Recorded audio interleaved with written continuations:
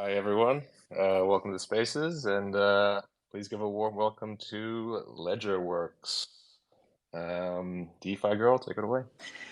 Thank you, Oliver. Thank you so much. Sorry, I actually just someone at the door, so I'm just gonna open this.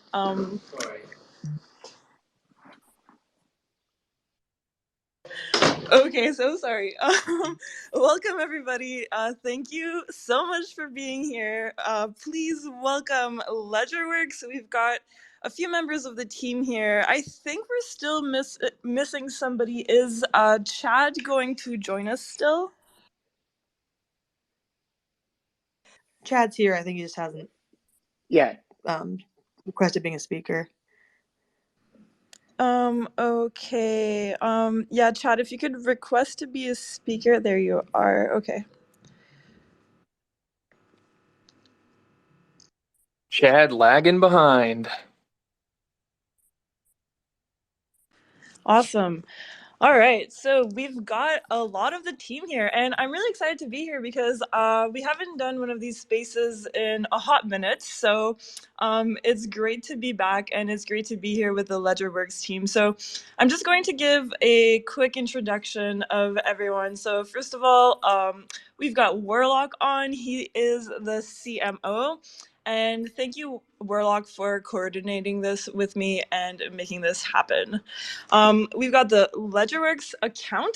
Behind there is Dave Melnick, who is the CEO of LedgerWorks.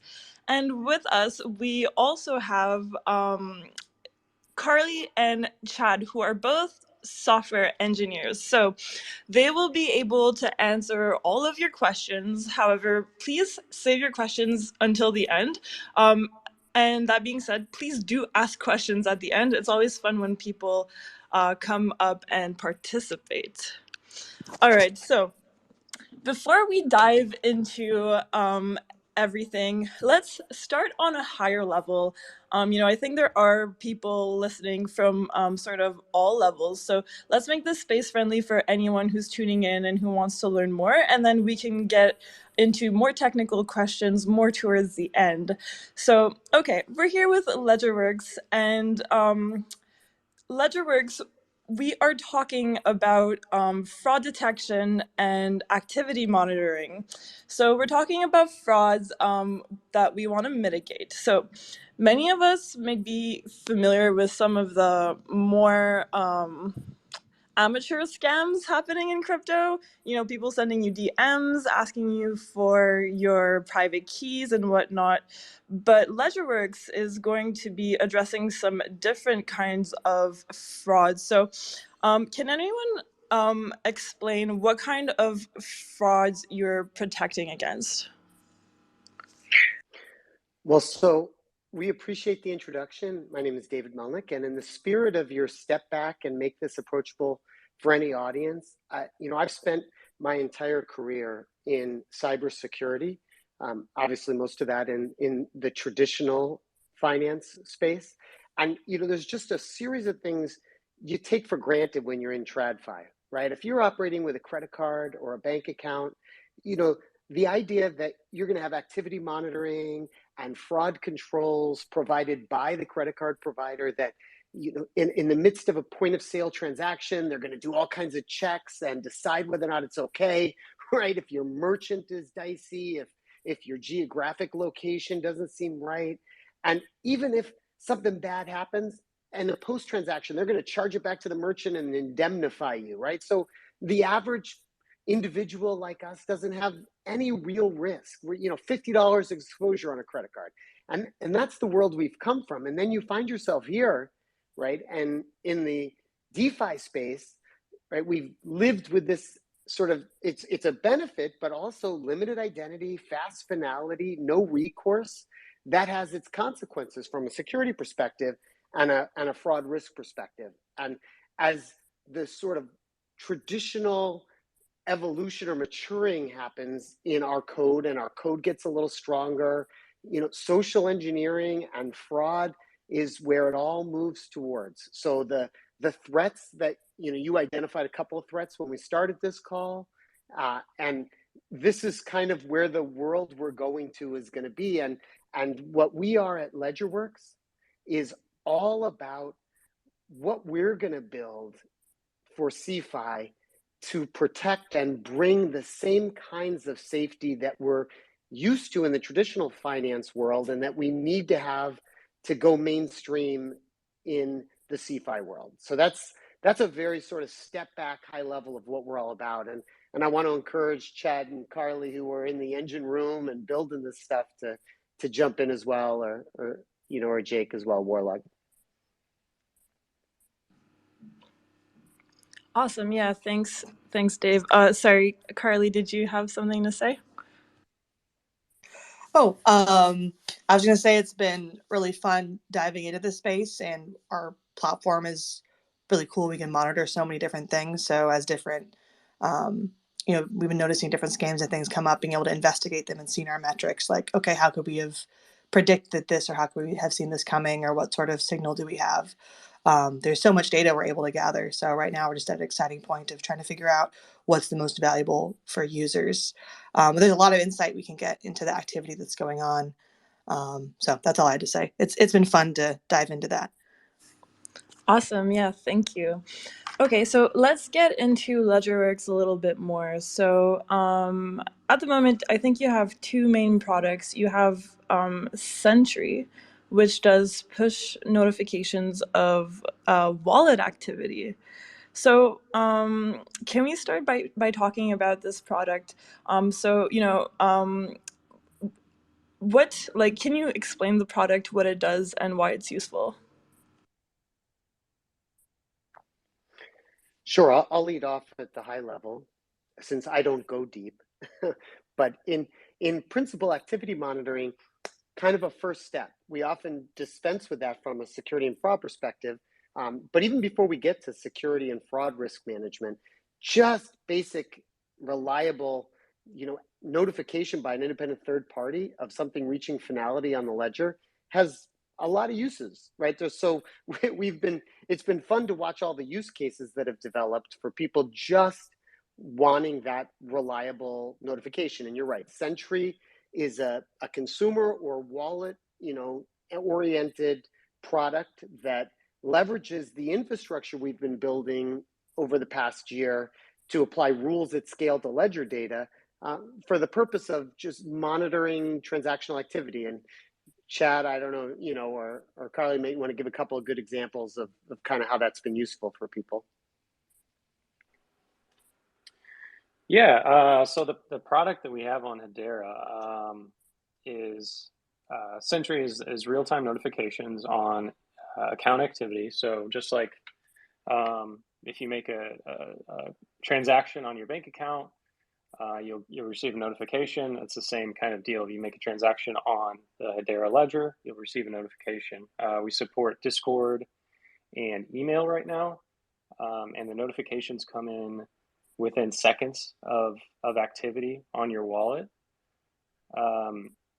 which is great to be able to tell what's going on with your account without having to open your wallet is an awesome benefit. We also offer on Hedera token activity monitoring. So not only can you subscribe to activity on an account or your wallet or any wallet, you can also subscribe to activity on a token. So if you enter a token ID in for the thing that you want to watch, you'll receive activity alerts on that token, such as transfers. That's the big one. Mints and burns, if you're doing that sort of activity. But what's great about that is you can see token transfers. So you can basically set up trade watch alerts. And this is more of a fun, kind of thing than security, but it's something that our tool offers. So if you watch an NFT, you'll receive trade alerts on that NFT, and you'll see the NFT image come through. If you set up a token alert on a fungible token, you'll see all of the DeFi activity happening on that fungible token. So that product is very awesome. As a user of Hedera, I found it great to use, and we're going to build more on top of that, get more into the security side of things as we move forward.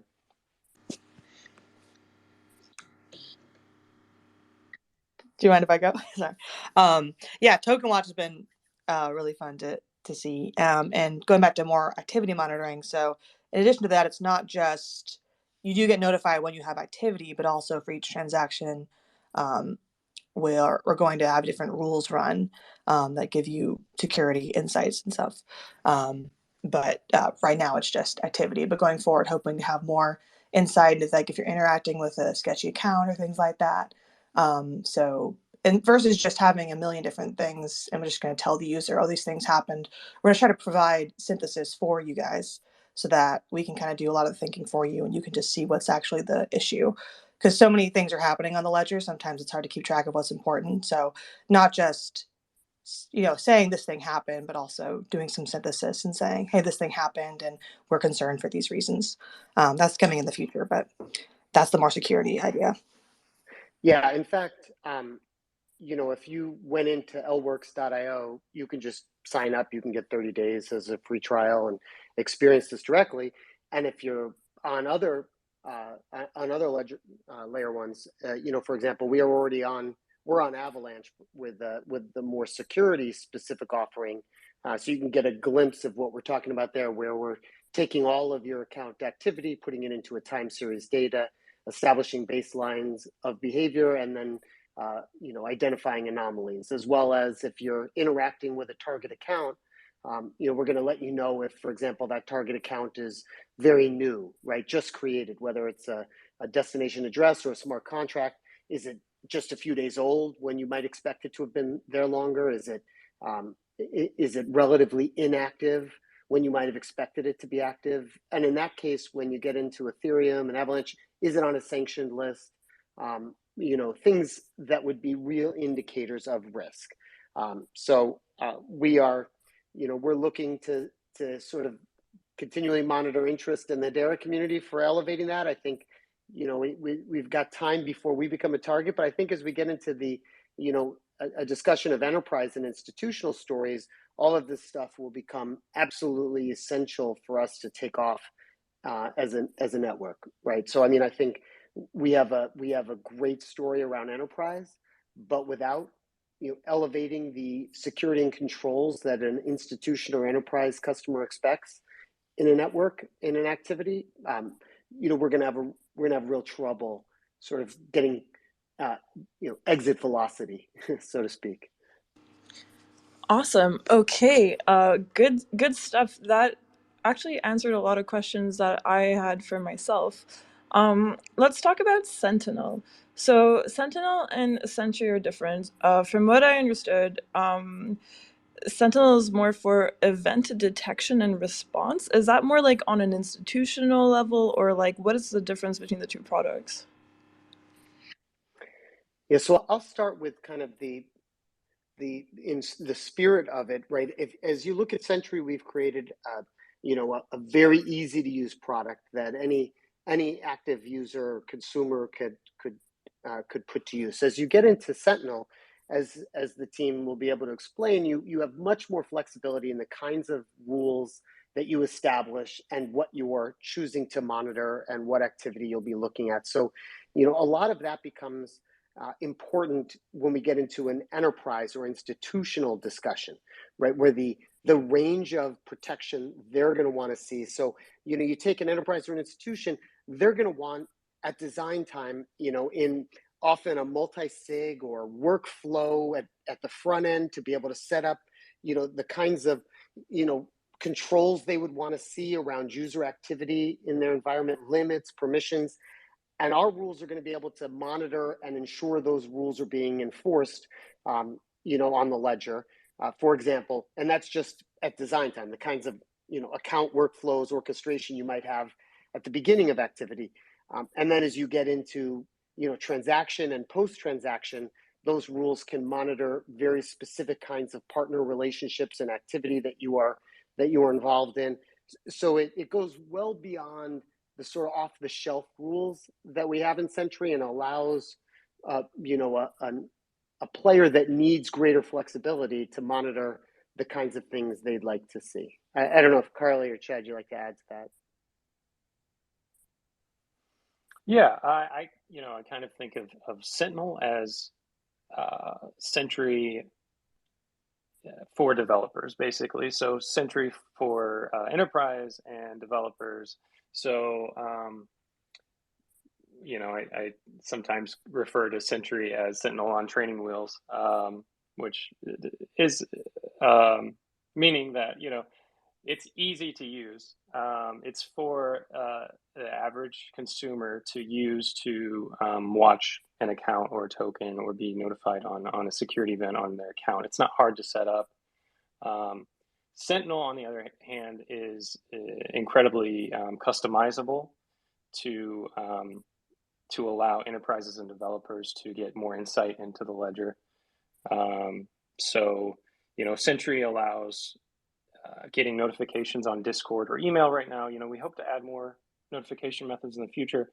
Sentinel will allow giving developers an opportunity to set up a custom webhook or a WebSocket connection to receive notifications that way, so that they can programmatically respond to events that are happening, that kind of thing. Okay, very cool. And can you give us an example of an event or activity that would trigger a notification that would require a response? I think, Chad, it might be useful to sort of bust out the eco example. I think, if you want to talk about a really complicated use case for Sentinel, here there's, I don't know, Chad will correct me, or Carly, but I think there are upwards of 50,000 rules associated, triggers or rules that are executing against ledger data as it comes through, to take very disparate data that is being written to IPFS and written to other places as a part of our carbon capture and eco-related activities, and to take that Guardian rich data for anyone that's working in that space, and to make that accessible in a real-time API. I don't know if you want to add to that one, but that's, I think, a really good example of how rich and complicated the Sentinel offering can become. Yeah, I can dig in a little bit technically. Yeah, so we built Sentinel originally for the eco use case. So eco use case, as Dave mentioned, if you think of Envision's Guardian service, we're basically responding to things that are happening through the Guardian. And we are in real time creating rules that feed back into Sentinel so that we can watch things that are happening on the ledger. We have to, dynamically create rules and respond to events that are happening, and we add more rules. And what we're doing is we're taking data that's hitting the ledger, we're responding to events on that data, we're aggregating a bunch of data that might live outside of the ledger, putting it into our own databases, and giving that through an API to consumers. So that, yeah, that's absolutely a great use case of what Sentinel can accomplish. Yeah, I think one of our really progressive and creative users of the Sentinel product also is Saucer Labs, and I won't get into any of the secret sauce of what they're doing, but they are Sentinel users as well, and using that to monitor what's happening in smart contracts, and that's an excellent example as well, to power a great deal of what they have going on underneath the hood. Okay, cool. And okay, for me as an end user, like a retail user, can you give me an example of something that would like trigger my attention and like require me to act immediately to mitigate fraud from happening on my accounts? Sure. I mean, there are a number of socially engineered and other kinds of scams that we see evolving here. And, one of those is related to investments, right? And in a lot of times, people they have cool names like pig butchering, but, an investment scam is an investment scam by another name. They've been around for a long time, pre-DeFi.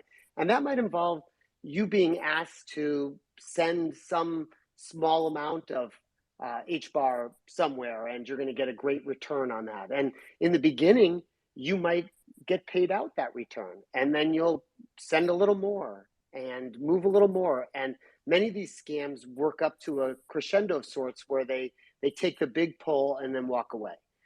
And so this is an area where basic activity monitoring can be hugely valuable in that scenario. So, when I start talking about some of our more sophisticated rules, like being able to know if an account is very new or very inactive, that can give you some insight into, let's say, the smart contract you are sending your initial early HBAR into. That might give you a yellow flag that says maybe this organization isn't what you thought it was, and protect you prior to you getting to that. And you can also go in and use us as a pre-screener. So to pre-screen a target address to say, is this, really, and that may just be on Avalanche. You'll have to, Carly, chat or correct me. I get a little confused. Still in progress. But that's okay, something we want to have is that before the transaction, not just after, but before you do something, be able to check on something. But that's in progress right now. What we really want to do is collaborate with, some of the CeFi players like Hashgraph and others to allow pre-screening to take place in line before your transaction is finalized.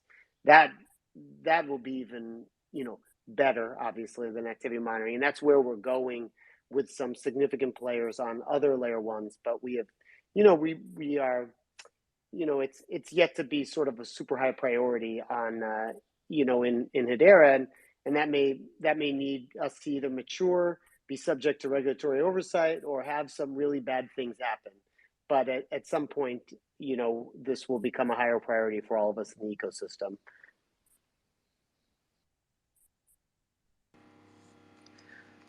All right.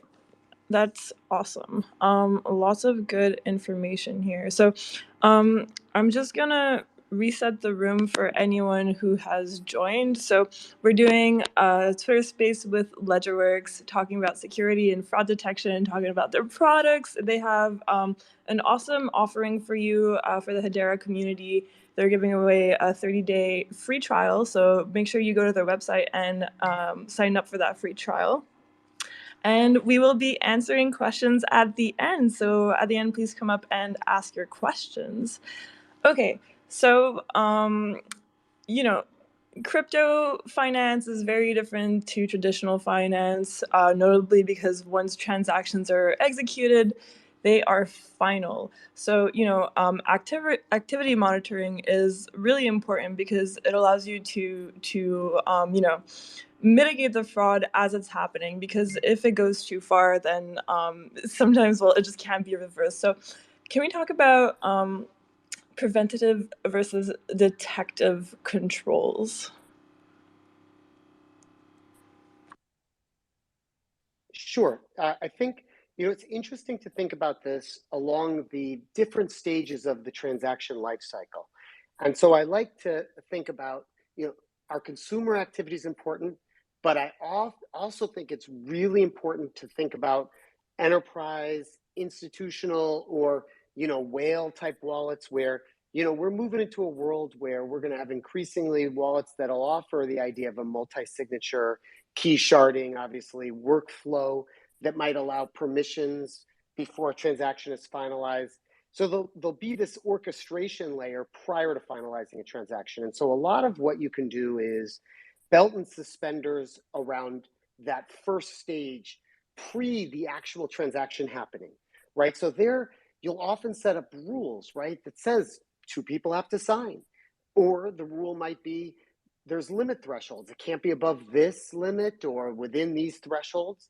And this is where, from a belt and suspenders perspective, it's really valuable to have controls for an enterprise. And it's routine in the Web2 world that you'll have controls that will verify that my designed controls are working as expected. So if I've set up the idea that I'm going to have a transaction that I've initiated happen within a certain range, you're going to want to make sure that what hits the actual ledger is within those rules, right? It is operating within those user activity limits or within the permissions that you've allocated to a certain process. And so this gets very important if you're monitoring behavior of treasury accounts that might be supporting smart contracts or institutions or enterprise activity. And that's all pre-transaction sort of notification rules and activity monitoring.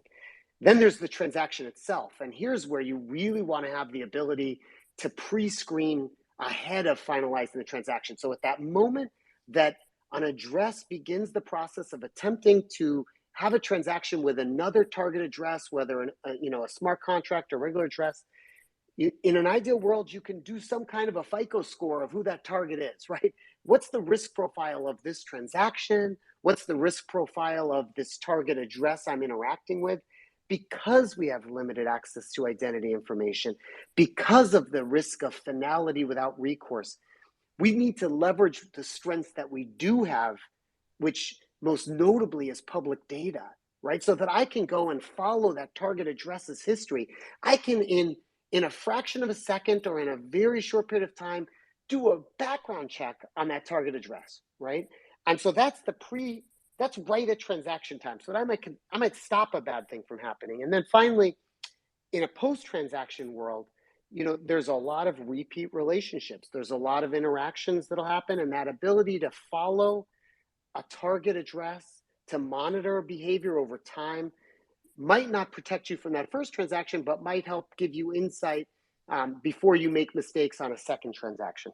So that's just sort of a very simple life cycle of a transaction where these kinds of detective controls, even corrective controls, can be added in to support what we're already doing. Everyone's very focused on source code hardening, smart contract audits, and preventative work. And that's a great place to start. It's where Web 2 was 30 years ago, right? That's, you start there. But over time, source code hardening is not an answer, because source code hardening, everything evolves into socially engineered attacks over time as environments mature. And so source code hardening is great, but ultimately it doesn't stop a person from sending too much money to the wrong person, right? If they've chosen to do so, right? So it's great to protect your keys. It's great to harden source code, but in the end, we need to protect ourselves from a much richer tapestry of threats, socially engineered threats. And that requires detective and corrective controls operating together with preventative controls, defense in depth. And that was a lot. I'm going to pause.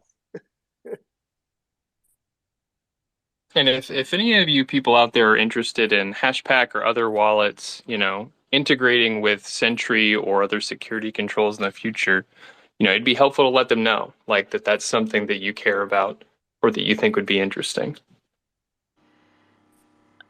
Thank you, David. That was extremely well spoken. And yeah, that really resonated with me, what you said about everything being like a social engineering, because you're like, yes, like the hardened code is like the first thing we should look out for, but then people are going to find a way to scam you. So I love your product, and I love that you take this to heart. And, talking to you, I can tell that you're very passionate about this and you're doing this for the greater good. So that's always a good sign. I love to hear you speak on that subject. So you mentioned how LedgerWorks is leveraging data. Data is arguably our most valuable assets. So can you speak about the type of data that you are collecting and analyzing to detect this fraud? Are there any data sets in particular that you're interested in? And that sounds purely like a good tech question. We probably should have had Brandon here too, right, Chad? Carly, Chad, either of you guys want to jump in on that one? Sure. Yeah. I mean, Brandon can talk about this for like an hour. Right? But the short answer is we're collecting everything, but then what do you do with it, right? But go ahead. Mm-hmm.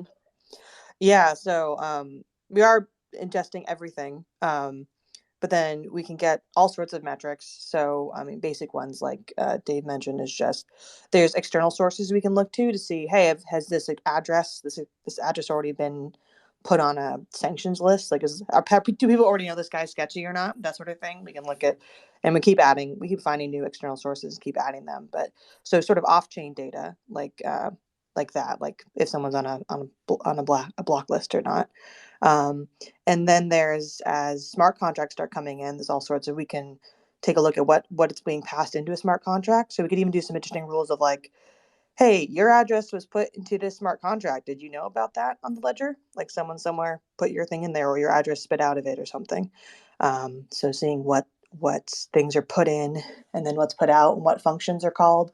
Um, we see some weird stuff. There was one, it wasn't on Hedera, it was on a different chain, but one of the most popular function names was like eat poop or something.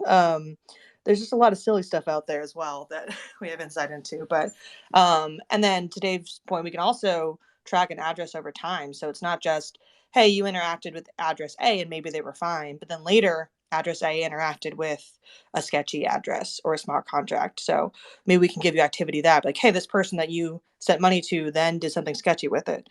So maybe that next time you're a little more hesitant to work with them or things like that. So we can really kind of follow the trails of things and try to give you a heads up.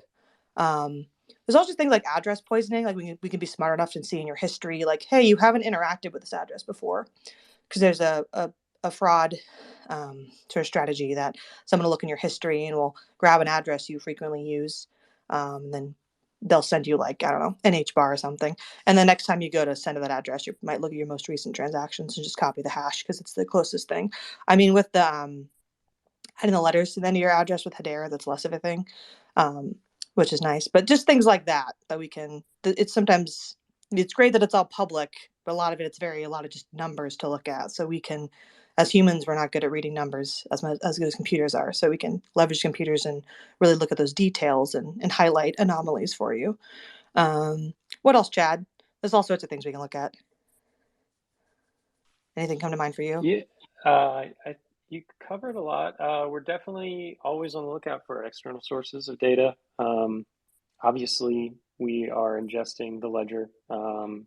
So, we run a very powerful mirror, which allows us, that's why we can send you notifications within seconds. And then after we ingest that mirror data, that's when we go off and start our processing on that to break it up into metrics, to go grab external sources and make metrics out of those. And yeah, I think you pretty much nailed it, Carly. Yeah, I think there's a lot of interesting overlap. What I find, having been in cybersecurity for decades, since I don't even want to date myself, what we've built and matured in the outside world, is going to be very valuable in this world. But to date, security companies haven't really focused on Web3. And the reason for that is largely because security companies sell to enterprise customers, by and large, not to consumers. And those enterprise customers are by and large not in Web3 yet. So there's this sort of tipping point we're going to reach as enterprises begin to leverage the distributed ledger for payment rails and other purposes where security companies will enter. But some of the basic stuff that is very mature in the Web 2 land we don't use. So, for example, a lot of us have a destination website in a traditional Web 2 space where someone comes in and authenticates. That's how LWorks.io initially begins its relationship with you. Well, once you bridge Web 2, that initial IP address that comes in as the interaction point, there are well-developed, very mature databases shared out there that are used to maintain lists of threat actors and high-risk IP addresses. Metadata associated with that web interaction also can be an indicator that this is a fraud risk starting point. So, there are a lot of off-chain data sources that can begin to be integrated in, depending on the nature of your use case, right? But I think to their point, on-chain, there's still a lot of work we can do. So a lot of that is taking that account activity and putting it into a time series database and establishing baselines of what is normal. Because once you sort of begin to understand what's normal, then you can flag what's abnormal, right? So that's a big part of starting the journey, is coming up with what's a variance, what's an abnormality. And that's just an indicator of risk. It doesn't mean it's a bad person out there doing something, but you can follow that thread of once you can inventory every smart contract in an ecosystem and begin to establish a risk score for every smart contract in an ecosystem, right, which you can do ahead of time, right, then as pattern behavior happens, you can establish what's normal for that smart contract, what constitutes a deviation for a specific smart contract. So you can become much more sophisticated. This is sort of forward-looking a little for us. We're not there yet, and forward-looking in many ways for the Hedera ecosystem, but that's kind of where it's going to go. Yeah, And wow. I just Yeah, wanted go to ahead. clarify one thing Dave mentioned was our back-end services, so services targeting developers, that requires an email and password login. But the Sentry product, all you have to do is connect your wallet, and it's all HBAR transactions. So just to clarify. Yeah, for Yeah, those that don't know, we don't take anyone's personal information. We just have the public ledger. That's it. yeah, I mean, I think everybody here, but you mentioned keeping this at a very high level. I think everyone here understands this, but when you go to a website and connect your wallet, you're really just using your private key to sign a transaction, which a public key can then just use to verify that you, in fact, own the keys associated with that address. That's all it's doing. It's sort of basic 101, an authentication mechanism to say that you seem to own the keys of an address. It doesn't provide us any insight, doesn't provide you any keys. And most people here probably understand the mechanics of that, but just to say it out loud so everyone hears that. Yeah, no, that was great. Thank you so much for walking us through those amazing features, David and Carly. That was extremely insightful. And yeah, I do think you guys are definitely forward thinking, maybe a little ahead of the curve too, because you're really laying down the groundwork for other protocols to build on top of, and to sort of like give their users that peace of mind. Listening to you guys talk about all of these features that can be implemented really makes me think like, there are so many opportunities for you to integrate with sort of like on-chain reputation systems. And this is really interesting, actually. I don't know if it's like a forum. It's like a forum from the DeFi Alliance on Hedera. And they also have a project called Sentinel, which is quite funny because I can see you guys actually working with them. Because what they do is they will basically take a project and they will have the community sort of like score it, give it points on multiple fronts on the code. Is the team docs, do they have a good history, et cetera, et cetera. So yeah, that could be like really interesting to see in the future. Are you guys looking forward to any integrations with other protocols or any other like on-chain ideas or other security protocols? Well, we think there's a real value in strengthening our relationships with DeFi providers and CeFi providers. So there's nothing I can announce specifically around that, but we are actively working with a number of DeFi and CeFi providers to specifically try and target value for their community of users above and beyond the sort of standard product. And I think, we certainly are a multi-chain story, and we'll be launching this month on Ethereum, which is just a part of creating broader utility for us, for people that are, working across ecosystems. So Avalanche, Hedera, and Ethereum. Anything else, Carly or Chad, you want to throw in? Well, I could touch on this a bit. Like as it is, Sentry is kind of like having a security camera for your wallet. And something we've talked about going forward is the more people use Sentry as a service, the more useful it's going to become. So we're always open to people reaching out or partnerships to leverage this for their communities. One thing that I would love is if Zoo's Marketplace integrated it so that if someone sent me an offer for an NFT, I would get an alert, so I didn't have to check the site as much. That kind of simple stuff, just leveraging the basic alerting and activity monitoring, only gets stronger when we work with other partners in the space. And that's something we're definitely open to. Feel free to reach out, visit our site, or head to our Discord and talk to us. Awesome. Okay, very cool. Okay, so from what I understand, you guys analyze more on a smart contract level. So on Hedera, you can have smart contracts, but then you can also interact with the Hedera token service and the Hedera consensus service. So are you guys monitoring activities on those services as well?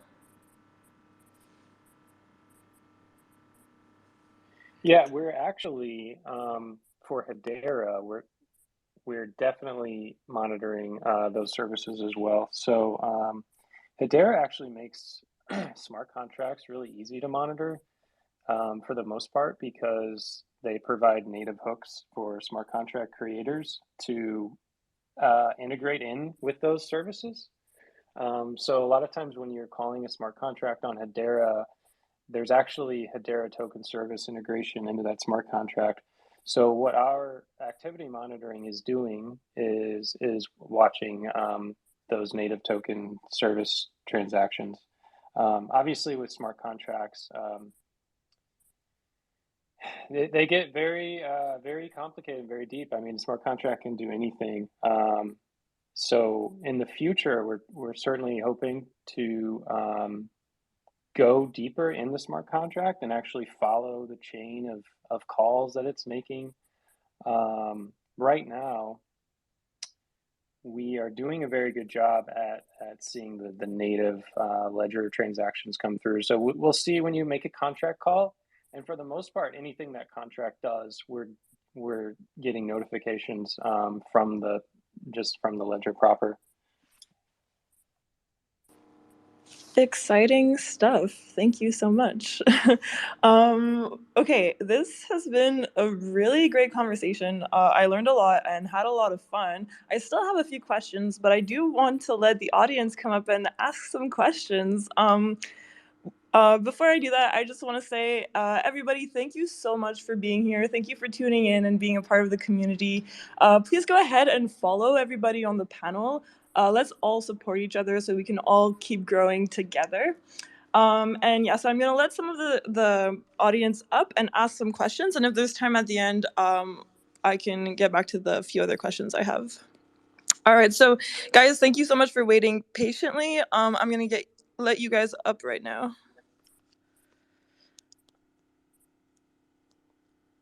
All right, so 0x, Azim, and HDs, you guys have been waiting patiently, so please go ahead and ask your questions.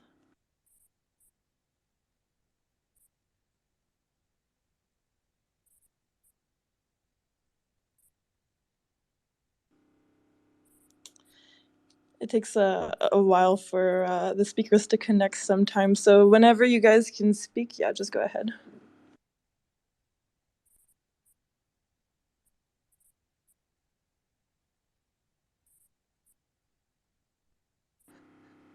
Okay, they're not speaking. Okay, gotta unmute. And I don't know, the HTC is blocked, right?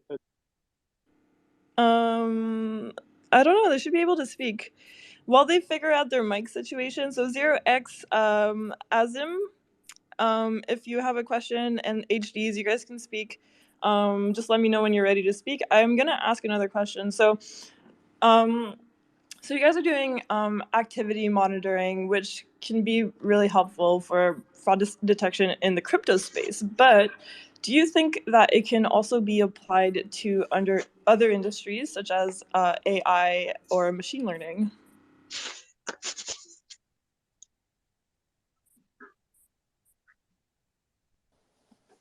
Ooh, that's a cool question. Sorry, go for it, Chad. Oh, I was going to say, I think we could certainly leverage AI and machine learning in the future to have, just another tool to process data. I'm not sure about, unless they're integrating with the ledger. I think we're really focused on Web3, But I do think there's an opportunity in the future to leverage those tools as a part of our processing chain. Yeah, like feeding our metrics into an AI and having that machine learning help. I mean, machine learning would definitely help with anomaly detection over time, kind of noticing different types of patterns and things. We have talked about a little about that, like more farther in the future. I don't know. I'm trying to think. All I can think of is we had some users. It's not really AI related, but because sending messages in Hedera is just so awesome and fast and cheap, we had some users basically using Sentry as like a chat service. You could send anybody like 0.01 HBAR and just write something in the memo and stuff. But so yeah, I don't know. It's cool. It's very flexible. So I think it's we're only really limited by what we can imagine. Oh, go for it. OXAI. Yeah. Oaxum? I can't see all of it.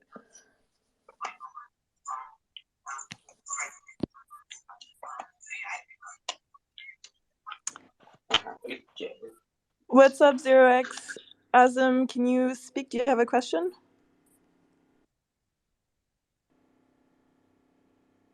Okay, he just keeps or they just keep unmuting their mic, so I'm just gonna Yeah, I think this might be a engagement farming ploy here. Okay. I'll just remove him or them as a speaker. Okay. All right. Sorry to cut you off there, Carly. I think my question was more like, people are afraid of the potential power of AI and ML maybe. So I was more wondering, like, is there a way to hook onto these models and sort of like detect any activity that would cause us to want to like push a red big button or something? Oh, like if I mean if someone set up in the future like had an account that was run by, I don't know. I mean there are already, bots on ledgers and things. But yeah, if there's an account that was like run by some sort of AI. I mean the cool thing is, you can monitor any address on the ledger with our product. It's not just your own. You don't have to own it. So we could set up some sort of like watchdog thing. You could see if these things, this machine learning sort of addresses are going rogue or doing weird stuff, or like if there's smart contracts start leveraging machine learning or AI as well, like we can see what sort of things they're doing. So security may at some point have an arms race quality to it, right? You already see we don't see it here in a blockchain, a true blockchain world. Many of you may be familiar with flashbots and the idea of front running and back running transactions, which is really just a parasitic arbitrage kind of opportunity, right? Where you're basically, a bot is watching every block, and if it sees a whale make a big transaction, it just front runs it to, to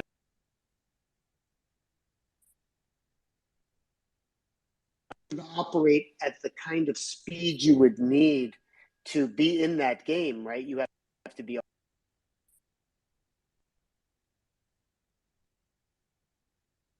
envision a world. Is it just me or is he cutting out? No, it's me I was too. about to ask. Yeah. Oh, Dave, you had such good things to say. Okay. Sorry, was I breaking up there?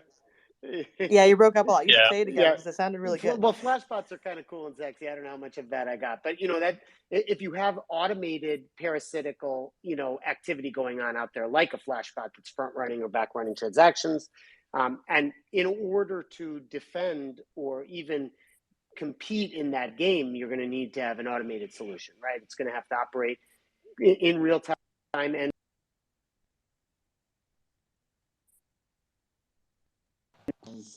We lost him.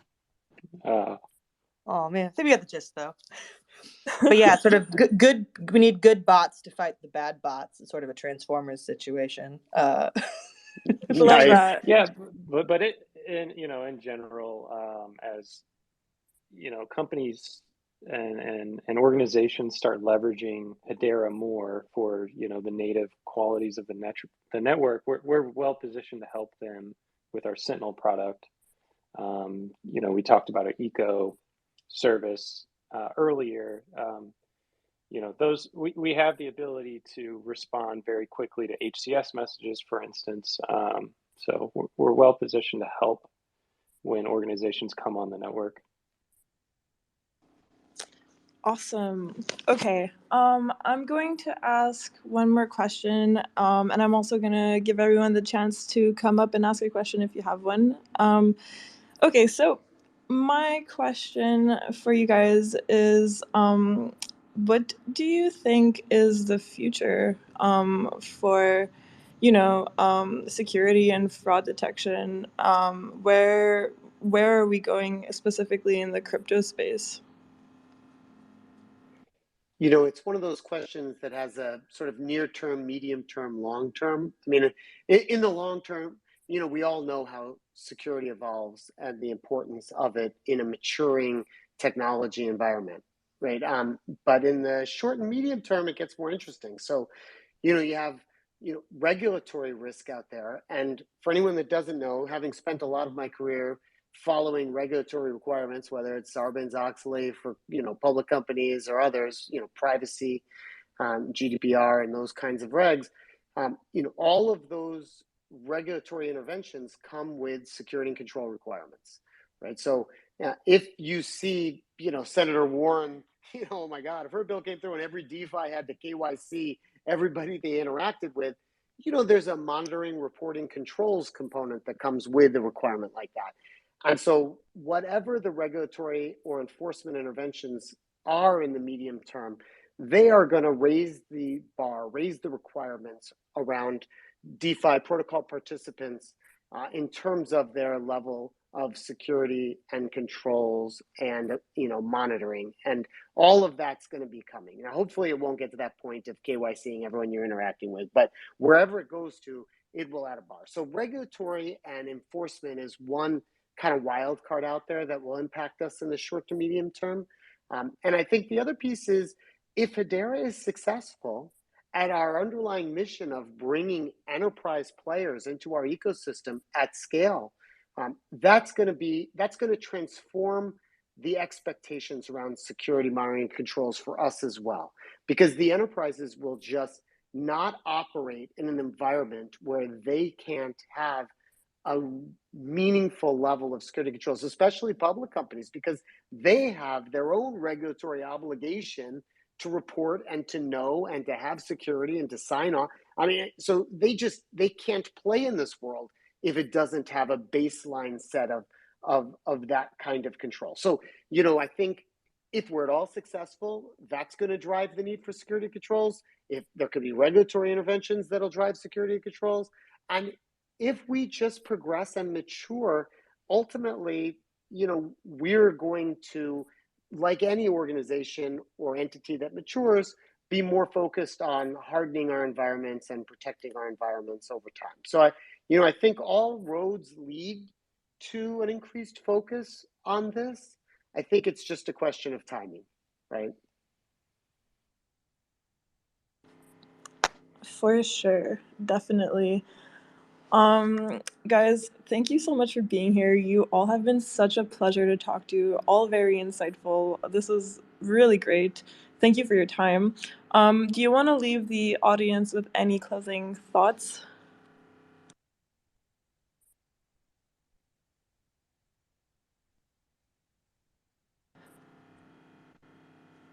Well, my closing thought would be, we've got the tweet pinned at the top, and we'd love for you to try out the Sentry free trial. We'd also love for you to tell us how you like it. Tell us things you might want, things you don't like, want changed.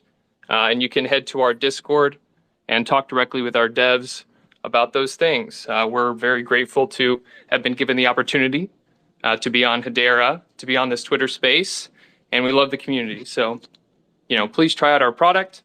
30 days free. You can monitor any wallet or token, NFTs, meme coins, whatever you want to do, and you'll get a live feed of it. So thank you for your time, and we're glad to be here. Yeah, I think I might just wrap up with one last thought, which is, that in the broader sort of ecosystem of Web3, there are a number of security players, most notably, some people know the, Chainalysis and TRM Labs, Ecliptics, and some of those players that are in the security analytics space, most of which are focused with government and law enforcement and anti-money laundering and KYC obligations. There are obviously a lot of players in the smart contract space that are, trying to help us harden our source code. And then there's this broader middle space in between.